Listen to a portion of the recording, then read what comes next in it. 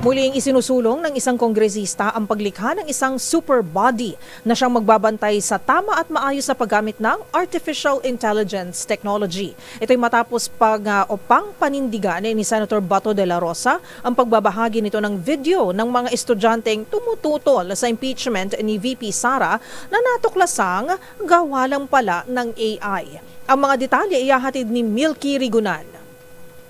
Dapat ikonsidera ng gobyerno na maisabatas ang panukala sa Kamara na bumuo ng super body para i-regulate ang paggamit at paggawa ng artificial intelligence o AI technology.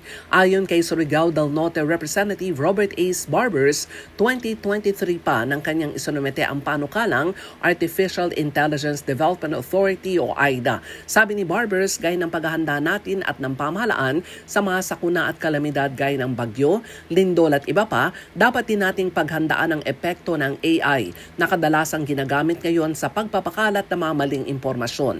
Dagdag pa ni Barbers, mapanganib ang dulot ng AI kung pababayaan ang paggamit at ito rin ngayon ang panawagan ng maraming mga bansa na pwedeng gamitin sa kasamaan, propaganda at disinformation kaysa sa development ng AI technology. Matatandaan na bash sa Senator Ronald Bato de la Rosa nang nirepost nito sa kanyang SOCMED account ang AI-generated interview ng dalawang kabataan na latang taga-Thailand na nagsasabi kung bakit ayaw daw nila ng impeachment kay Vice President Sara Duterte.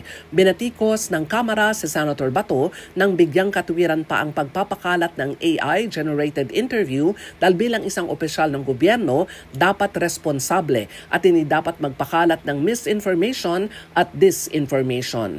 Para sa MBC TV Network News, ako si Milky Rigunan, una sa Pilipinas, una sa Pilipino.